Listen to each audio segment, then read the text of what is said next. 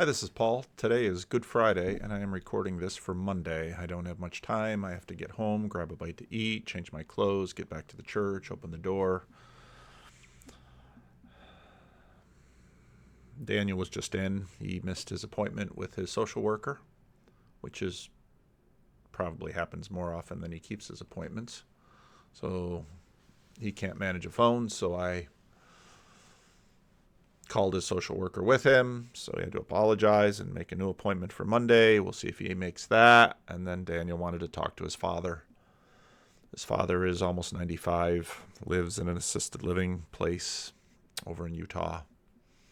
His father's a tremendously nice man. Was married to Daniel's mother for many years. His mother passed away about 2 years ago. And his father was wondering if he'd have enough strength to make it to the dining hall tonight. Daniel's not particularly easy to have conversations with. He runs so fast, but you can hear the love between them for each other, and they don't quite know how to connect. And it just gives me a vision of life in this world. Getting back into John Vervaeke's After Socrates series and the posting on Good Friday of Kierkegaard, Jesus and Suffering caught my attention. Really enjoy Christopher Mastropietro's take on Kierkegaard, and obviously the dialogos between them of talking about Kierkegaard, and maybe play a little bit of that. In his critique, he's implicated himself in it. And that begins to evolve in some different ways toward the end of his life. But fundamentally, the crux of the critique is, and we can talk about how this reminisces of Socrates, is that Christendom, his question, how can I be a Christian within Christendom? Which is a heck of a question, right? And what he is denying is that you can become a Christian by any inheritance, by growing up within an ethic of Christendom. You don't inherit your Christianity. In any way whatsoever. No, you don't. What you do inherit is you inherit the possibility thereof. So he would find the proposal of a Christian nation an oxymoronic Yes, proposal. because the nation or the state is not a religious entity. Right. The state is an ethical entity, right? It is a universal entity insofar as it prescribes a criterion of truth that is less than ultimate, right? Compelling and formidable in its own way, but relegated to a domain that is not fundamentally in the category of the religious. Right. That is the ethical stage. It is the commitment to the necessity of a universal... It's almost that the category is too big for the state. The state can't fill it. Criterion of living that is recognized, but that is ultimately less than ultimate. Ultimately less than ultimate. What a phrase. So the idea here being that you do not inherit your identity as a Christian. You suffer for it. I was going to say, you don't just choose it either, right? You have to be, You choose it, but you choose it, your will, and I mean, this is why Christ is necessary and not simply Socrates, is that yourself is something to be suffered in order to be known. And what Christ provides for Kierkegaard is the way, the passion of that suffering is the way of acquiring a relationship with yourself in both aspects. Okay, so I think that's really beautifully said, and it goes on. It's very good. Christopher is very good with this stuff. The video I wanted to make today just was apprehended on my way to making the video by someone that wanted to make sure that I didn't miss Mary Harrington's The Death of Christian Privilege. She's sitting in a church with her daughter In similar way, a religious faith is a moral language. A language goes into great detail on themes that speakers believe important. Moral languages can also die. They evolve into something new as, for whatever reason, its adherents stop passing on its grammar and priorities.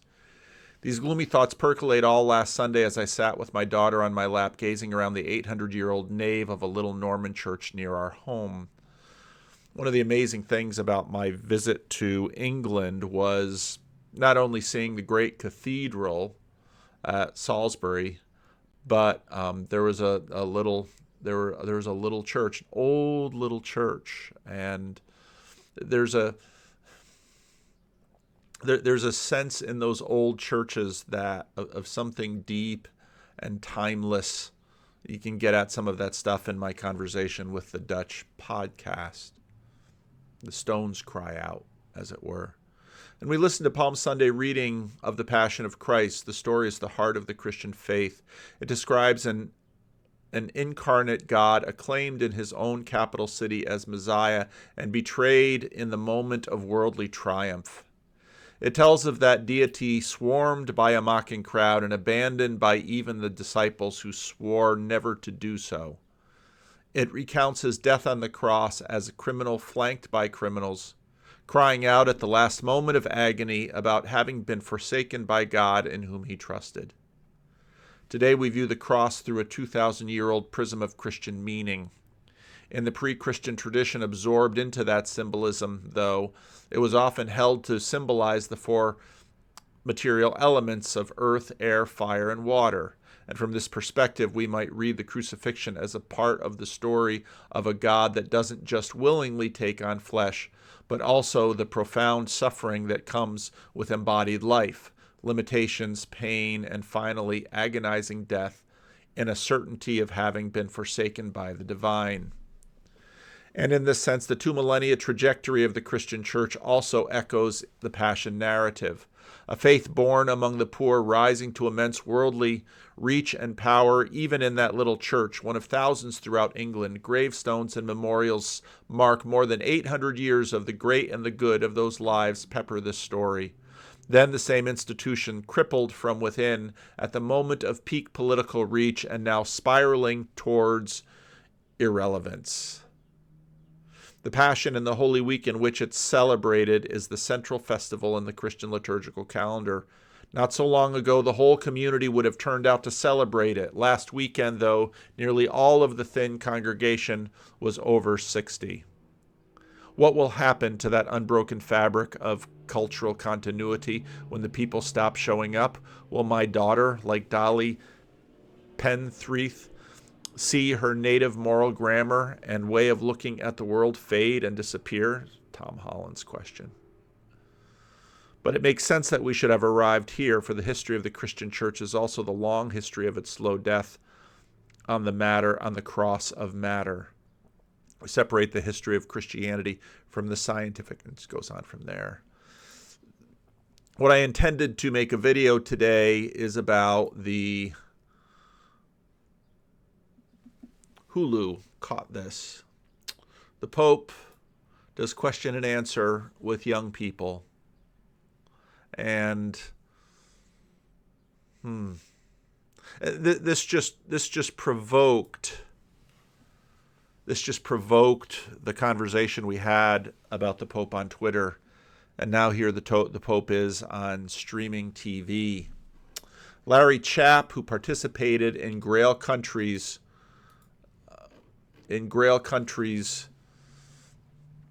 conversation about the Pope on Twitter, wrote a penetrating piece that I got from Kale on Twitter.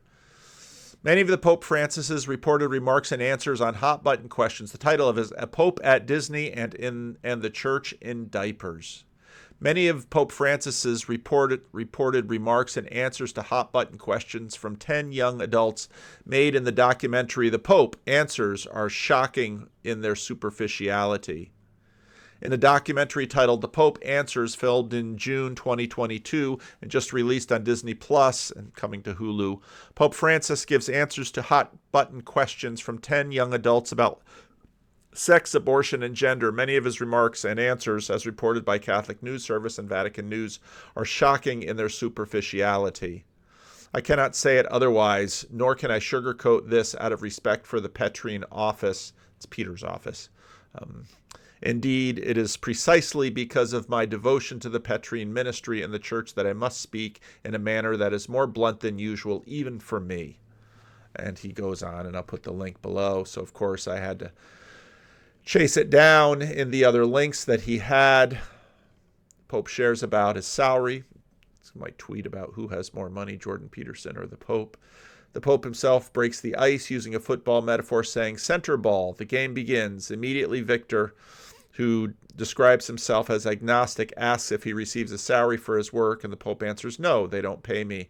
And when I need money to buy shoes or something, I go and ask. I don't have a salary, but that doesn't worry me because I know they feed me for free," which is really an endearing thing, but things don't seem to go much better after that. And in all fairness, there are no softball questions here. The questions are difficult, and they're the ones that the church faces. And yeah, I wrestle with this because, of course, you've got all of the you're going to throw the questions at him. Maybe I should just read, because you've got all of the. I mean, just the way the medium is, the message just kept screaming to me when I'm watching this. And also, Eric Weinstein's conversation with Ross Douthat a few years ago, when Ross Douthat was on Eric's short-lived podcast, The Portal. Eric says, if Jesus were alive today, wouldn't he just be memed to death? I understand the question. It's a profound question. Jesus, in fact, they threw everything at him, of course. How would Jesus respond to these things?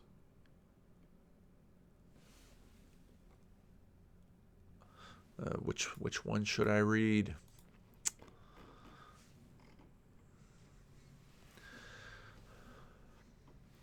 In response to a question relating to the morality of using a dating app such as Tinder, Pope Francis states that such things are normal since young people naturally want to seek out engagement with others. Fair enough, but the comment is either ignorant or uses Tinder as a tool for sexual hookup culture, or the Pope is deliberately deflecting this from this, in fact, in order to avoid making genuine moral evaluation. To be sure, there are probably healthy relations that begin through contact on Tinder, but the app on the whole, used by those who are using it, to use an old-fashioned terminology, is seeking to fornicate.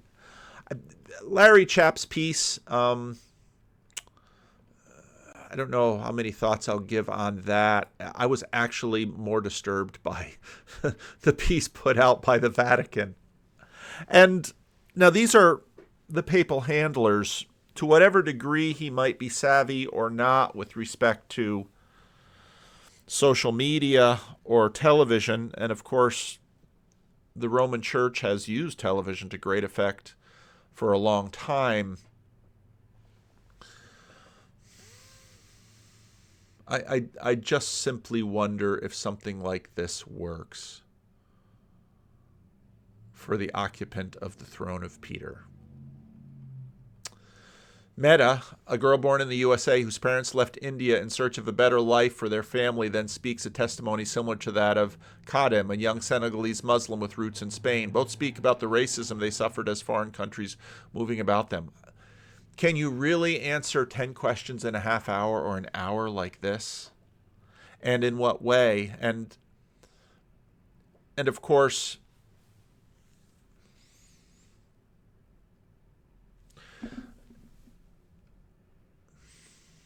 the conversation then turns to global issues of migration, and the Pope takes the opportunity to denounce both the exploitation of people in the countries of origin and the lack of charity for those who do not welcome them. This happens today. It happens at the borders of Europe, and sometimes with complicity of those authorities that send them back. There are countries in Europe, I don't want to name them so as not to create diplomatic incident. They have small towns or villages that are almost empty, countries where there are only 20 old people in unfarmed fields, and these countries which are experiencing a demographic winter, do not even welcome migrants, the Pope says. Are the people interchangeable? Can they just pop up from one land to another? Can you put people on the farm?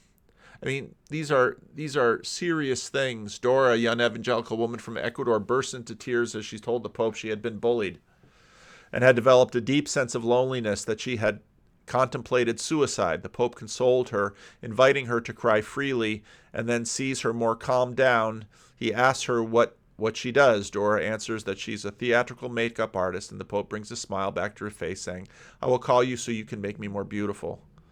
At that moment, a clap of thunder from a thunderstorm interrupts the conversation for a few moments, which turns to one of the documentary's most intense moments. Milagros, from Argentina, introduces herself as a Catholic catechist, and at that moment, a proud pro-choice activist.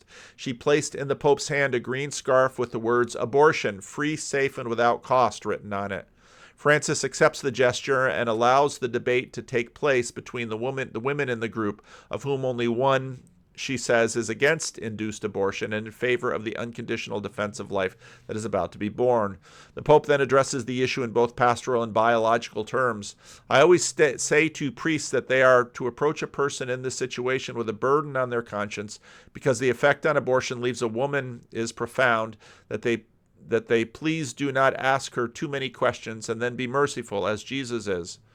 But the problem of abortion must be seen scientifically and with a certain coldness. Any book on embryology teaches us that within a month of conception, the DNA is already..." And I just wonder, why is he taking this route? And I do not want to be harsh, because this is a tremendously difficult situation. But again, when I look at the setup and the medium, I just think you walk into this. Now, where it sort of crosses with Mary's piece,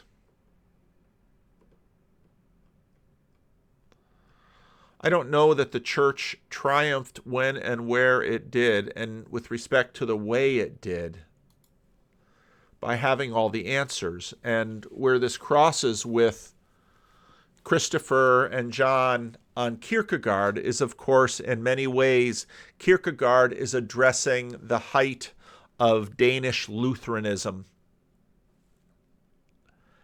and finds it wanting.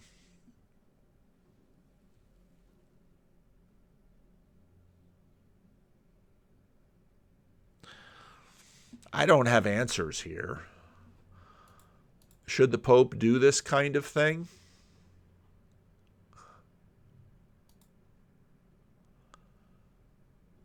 It looks like I'm going to watch the piece. But to me, it sort of just lends into the subtraction story of the church.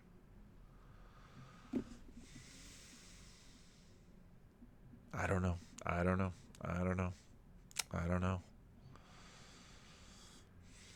Of course, it sort of sets itself up for the evangelical winsome wars.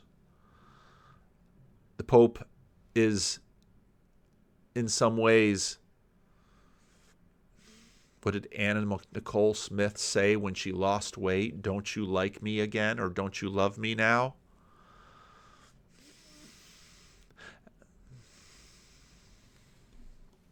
Let's move to that. So you've got the aesthetic, which is the person gets like self-enclosed in that bubble of the glorious possibilities.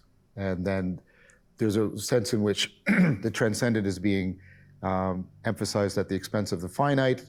They're too heavenly minded in some sense to be too any earthly good or something like that. And meanwhile, time is having its way with them. And they think they are maintaining their freedom by maintaining the plethora of possibilities, when in fact they're losing their freedom. This is very insightful.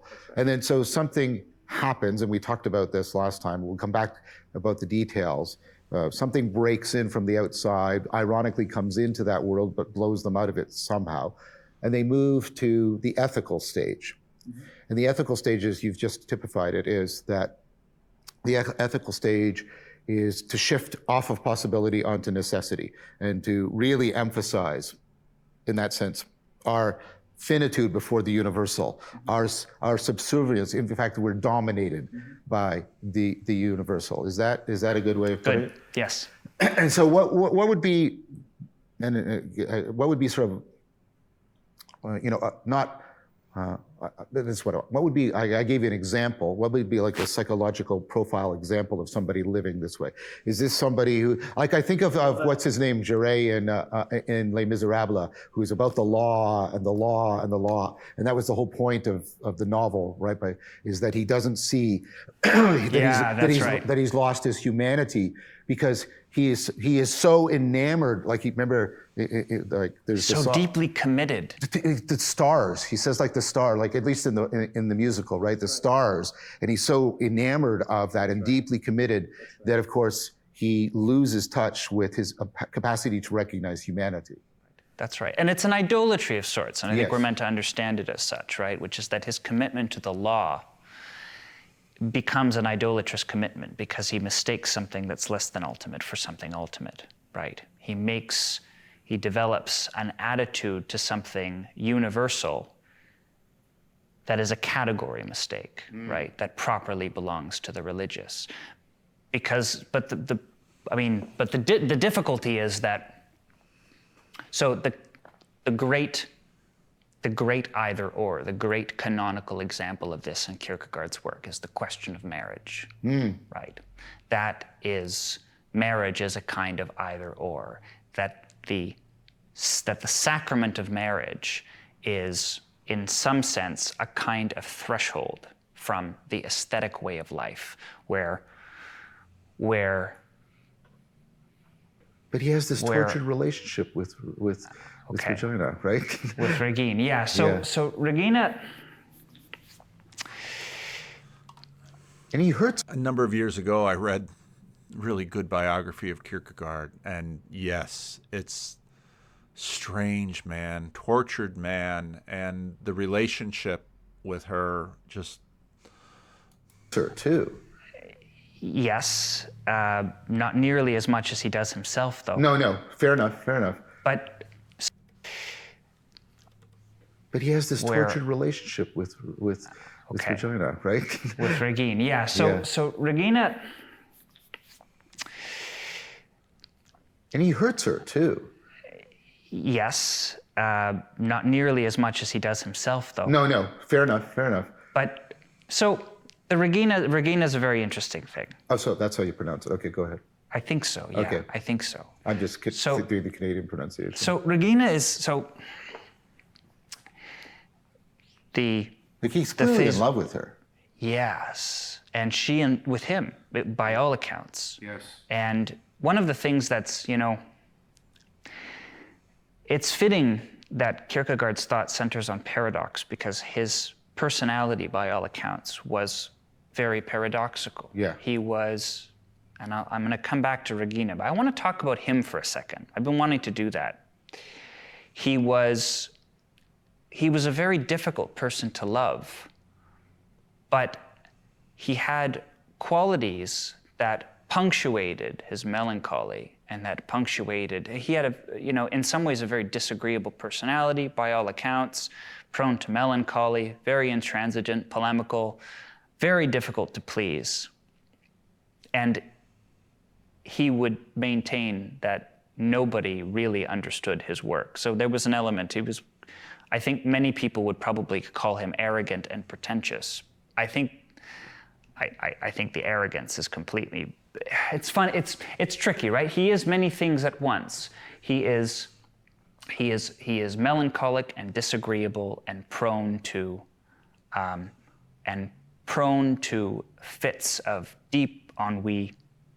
And on the other hand, by many accounts, he's remarkably sensitive, deeply romantic, very courageous, and has moments of tremendous generosity and love toward his. So he had a very good relationship, for instance, with his nieces and nephews. Yeah, he was very playful with kids, especially, you know. And they remembered him so fondly, actually, that his nephew, I think he got himself arrested, if I remember correctly, at his funeral because he protested the way that the church was treating him and the hypocrisy of the way that the church was treating him. Yeah, the story of Kierkegaard, just an incredible story. You know, they talked here about paradox, and so when I look at the Pope on streaming TV, going to sit down with all the cool kids, and you know, of course, now this is, I have the sound off here, but it's, so you might want to watch the video. It's just as you might imagine it would be with streaming TV. And what now do we hope for? Does he have the answer to the LGBTQ question? Does he have the answer to the abortion question? Now, in some ways, with the winsome versus clear line antithesis divide, some might want to have the Pope just, you know, give the bright colored answer, and, you know, audience be damned. Some might want him to be a quivering mass of availability. The most difficult thing about Jesus is, again, I spoke about this a little while ago, I bring it out regularly, is diverse excellencies. I think Tim Keller really nails that in his book.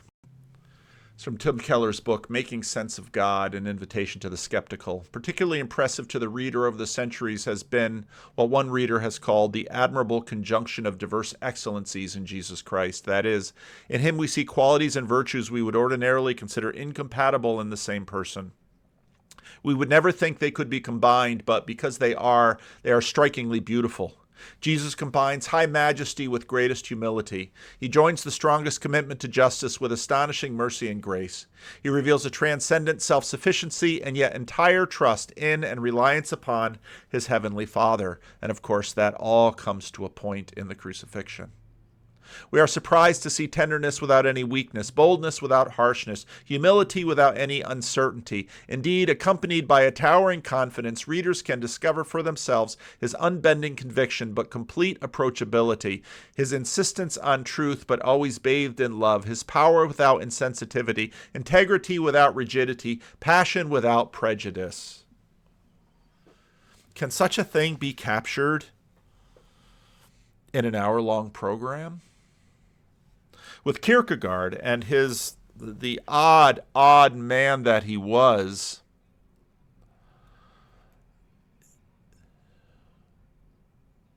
it seems the only way to escape is to be just astoundingly eccentric and to live in the middle of all of those paradoxes, as Christopher was talking about.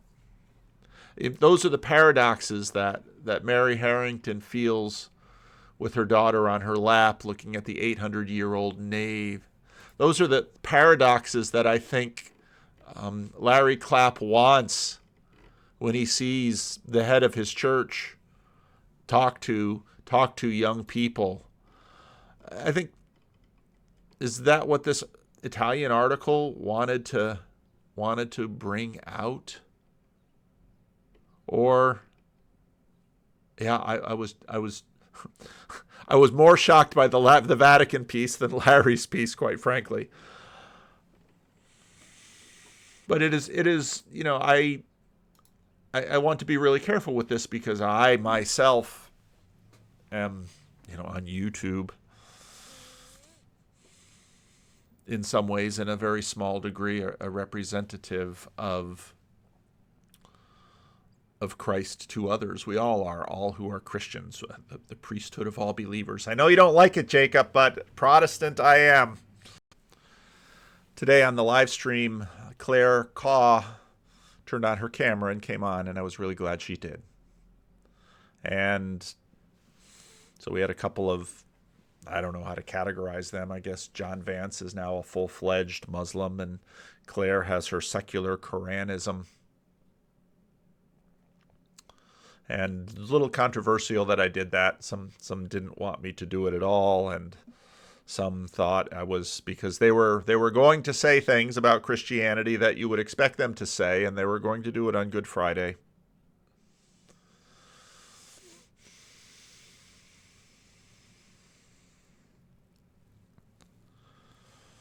I'm not saying I could do better than the Pope on a Hulu stream or sitting in a room answering people. You see me answer questions, do questions and answers on a weekly basis, and from watching the comments and the live chat, I certainly don't answer everything to everyone's satisfaction, and I'm certainly not going to say I answer them all right. It's always really important for me to point out that Jesus, that a majority could be found both among the Jewish and the Roman leadership that would put Jesus to death. And yet, those diverse excellencies, as Tim Keller notes, have continued to haunt the world. I know there are some people who are not terribly big fans of Kierkegaard in this following as well, but Kierkegaard has some of that quality to him. And boy, this video is a mess. But I'm not going to throw it away. I'm going to post it. On this Good Friday, I think about the paradoxes, the difficulties, the ironies that the Son of God is placed on a cross for the sport of his inferiors. And from that cross, he says a number of things. My God, why have you forsaken me? And, Father, forgive them, for they don't know what they do. And to Telestai, it is completed. And to his Father, he commends his Spirit.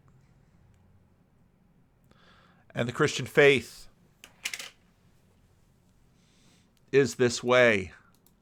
And Mary is wrestling with it. She's wrestling with it. Is it dead? It's always dying, but never dead. And then rising.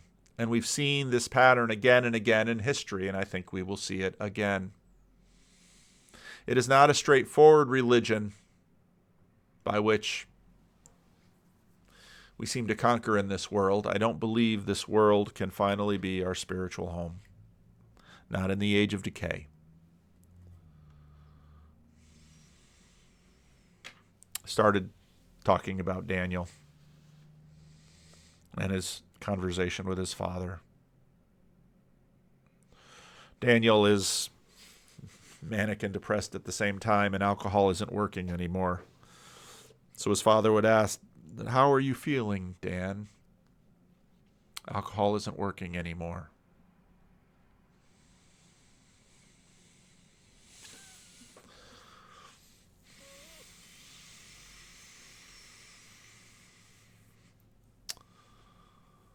Christianity is deeply apocalyptic. So David Bentley Hart has this book out on apocalypse and tradition, and I started listening to it, and it was really good, but there's 5 or 6 things I'm listening to, so I'm going to get back to it. Because the question of idolatry, idols are things we can hold in our hands. We always come to Christ with hands outstended. And he fills us and fills our hands with things we don't deserve. And sometimes he gives us hard things that we cannot hold.